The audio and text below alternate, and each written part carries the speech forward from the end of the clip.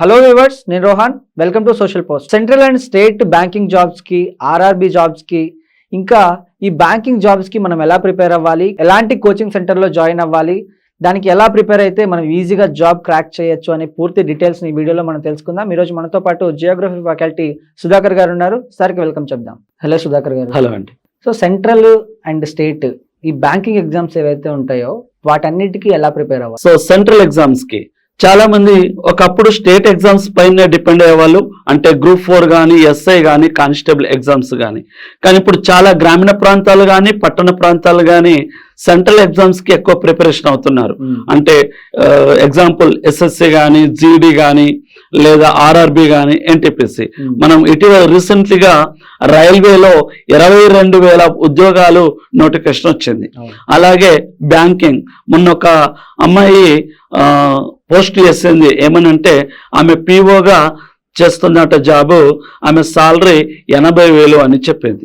So ఆమె starting salary ఎంత ఉంటే రేపు రిటైర్ అయ్యే టైంకి ఎంత సాలరీ ఉంటుందని. సో బ్యాంకింగ్ పైన అబ్బాయిల కంటే అమ్మాయిలు ఎక్కువగా ఫోకస్ చేస్తున్నారు. సో బ్యాంకింగ్ అయినా, సెంట్రల్ కి ఏ ఎగ్జామ్స్ కైనా ఎక్కువగా ఆర్థమెటిక్ రీజనింగ్ లాంటి సబ్జెక్టుల పైన ఫోకస్ చేయాలి. అయితే సెంట్రల్ అంటే చాలా 28 రాష్ట్రాల నుంచి పోటీ ఎక్కువగా ఉంటుంది కానీ భయపడుతూ ఉంటారు. సో అలా అయినప్పటికీ కూడా పోస్టులు అనేది ఎక్కువగా ఉంటవి. ఈ ఫర్ ఎగ్జాంపుల్ రైల్వేలో చూస్తే జోన్ వైజ్ గా, అంటే సౌత్ సెంట్రల్ రైల్వే సికింద్రాబాద్ కానీ, సౌత్ రైల్వే చెన్నై కానీ, నార్త్ రైల్వే ఢిల్లీ కానీ జోన్ వైజ్ గా పోస్టులు పడుతూ ఉంటవి. ఏ జోన్ లో పోస్టులు ఎక్కువ ఉంటే ఆ జోన్ లో ప్రిపేర్ అవ్వాల్సి ఉంటుంది. ఫర్ ఎగ్జాంపుల్ మన సికింద్రాబాద్ రైల్వే జోన్ లో నార్త్ ఇండియా నుంచి కూడా ఎక్కువ మంది రాస్తున్నారు. అంటే పోటీ ఆ విధంగా ఉండడం జరిగింది. సో సెంట్రల్ ఎగ్జామ్స్ కి కూడా arithmetic, reasoning, English, general studies అనేది చాలా తక్కువ ఉంటుంది ఇందులో, బ్యాంకింగ్ కానీ, రైల్వేలకు కానీ. సో మ్యాథ్స్, ఇంగ్లీష్ మీద పట్టు సాధిస్తే సెంట్రల్ జాబ్లు కూడా విజయం సాధించడానికి అవకాశం ఎక్కువ ఉంది. అలాగే ఎవ్రీ 3 months కి ఒకసారి నోటిఫికేషన్ అనేది ఎక్కువగా రావడం జరుగుతూ ఉంటుంది. సంవత్సరంలో దాదాపు కేంద్ర ప్రభుత్వ ఉద్యోగాలు ఎక్కువ నోటిఫికేషన్ రావడం జరుగుతూ ఉంటుంది కనుక సెంట్రల్ ఎగ్జామ్స్ కూడా ఎక్కువగా సాధించవచ్చు. అంటే ప్రిపరేషన్ అనేది కంటిన్యూషన్ లో ఉంటే స్టేట్ కానీ, సెంట్రల్ కానీ ఏదైనా ఒక ఉద్యోగం సాధించడానికి అవకాశం ఉంటుంది చెప్పుకోవచ్చు. అంటే మ్యాథమెటిక్స్, ఇంగ్లీష్, రీజనింగ్ ఈ సబ్జెక్ట్స్ లో చాలా మంది వీక్ ఉంటారు కాబట్టి వీటిని ఎలా ఇంప్రూవ్ చేసుకోవాలండి? సో నాన్ మ్యాథ్స్ అభ్యర్థులు, అంటే బీకామ్ చేసిన వాళ్ళు కానీ, సిఈసి కానీ, లేదా సైన్స్ స్టూడెంట్స్ కానీ మ్యాథ్స్ ఎక్కువ భయపడుతూ ఉంటారు. సో మ్యాథ్స్ ఏదైనా మ్యాథ్స్ కఠినంగా అనిపిస్తే ఎక్కువ సార్లు ప్రాక్టీస్ చేయాలి. అందుకని చూడండి, మ్యాథ్స్ సార్ ఒక ప్రాబ్లం చెప్పి ఒక 5-6 ప్రాబ్లంలు సాల్వ్ చేయమని చెప్తారు. ఎందుకంటే ఒకసారి వినడం ద్వారా అది గుర్తుంచుకోవడానికి కష్టమవుతుంది. అనేక ప్రాబ్లమ్స్ సాల్వ్ చేస్తే ఏమవుతుందంటే ఒక అభ్యర్థి ఒక ప్రాబ్లం సాల్వ్ చేయడానికి 10 నిమిషాల సమయం పడుతుంది. ఆ 10 నిమిషాల సమయం ప్రాక్టీస్ చేస్తూ చేస్తూ చేస్తూ 1 minute వరకు తీసుకురావాలి. ఎందుకంటే మనకు ఒక క్వశ్చన్ కి ఒక 1 minute సమయం ఉంటుంది కనుక ఆ 10 నిమిషాల సమయాన్ని ప్రాక్టీస్ చేయడం వల్ల 1 minute కి తీసుకొస్తాం. అలా దాన్ని షార్ట్ కట్స్ చేయడం అని అంటారు.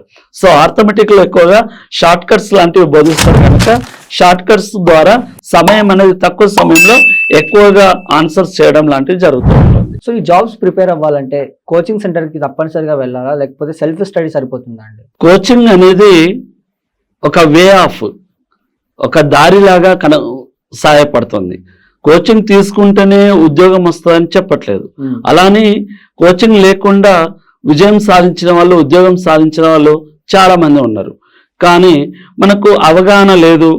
కాంపిటేటివ్ ఎగ్జామ్స్లో ఏమేమి ఎగ్జామ్స్ ఉంటవి, ఏ రకపు నోటిఫికేషన్లు ఉంటవి, ఇలాంటి అవగాహన లేనప్పుడు, లేదా ఏ సబ్జెక్టులు ఉంటవి, ఎన్ని పేపర్స్ ఉంటవి, ఏ పేపర్కి ఎన్ని మార్కులు, ఒక్కో పేపర్లో ఏ రకమైన సబ్జెక్టులు ఉంటవి, ఎలా ప్రిపేర్ అవ్వాలి, ఇలాంటి వాటి కోసం అవగాహన లేనప్పుడు మాత్రం ఖచ్చితంగా కోచింగ్కి వెళ్ళాలి.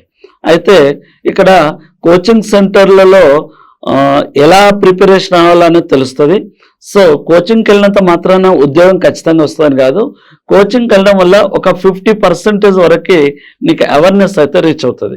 మిగతా 50% నీ సెల్ఫ్ మీదనే డిపెండ్ అవుతూ ఉంటుంది. సో అలా కోచింగ్కి వెళ్ళినటువంటి వాళ్ళకి ఆన్లైన్ కూడా ఉండడం జరిగింది. కానీ ఆన్లైన్లో పూర్తి రిజల్ట్ అనేది 100% అనేది సక్సెస్ఫుల్ రాదు. కేవలం నీకు ఉపయోగకరంగా మాత్రమే ఉంటుంది.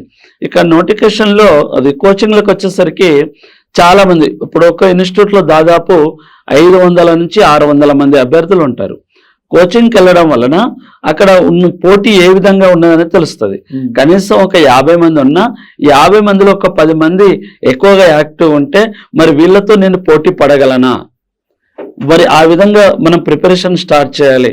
ఎందుకంటే ఇప్పుడు టీచర్ ఒక ఫ్యాకల్టీ ఎక్స్ప్లెనేషన్ చేస్తుంటే కొంతమంది అభ్యర్థులు ఆన్సర్లు ఫాస్ట్గా చెప్తారు.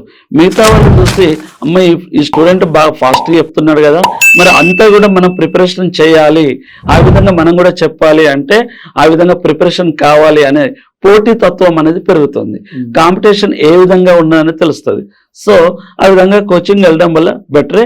కానీ చాలా మంది ఆర్థిక స్తోమత లేని వాళ్ళు, గ్రామీణ ప్రాంతాల వాళ్ళు కోచింగ్ వెళ్లకుండా ఇంటి దగ్గరనే ఉండి ప్రిపేర్ అయ్యి ఉద్యోగం సాధించిన వాళ్ళు చాలా మంది ఉన్నారు. మనం గత సంవత్సరంలో, పోయిన సంవత్సరంలో ఒక అభ్యర్థి కోచింగ్కి వెళ్ళినటువంటి పరిస్థితిలో ఉన్నప్పుడు ఆమె ఒక యూట్యూబ్ చూసి మాత్రమే ప్రిపరేషన్ అయ్యి ఉద్యోగం సాధించింది. సో అలా కోచింగ్ ఖచ్చితంగానే అవసరమని చెప్పట్లేదు.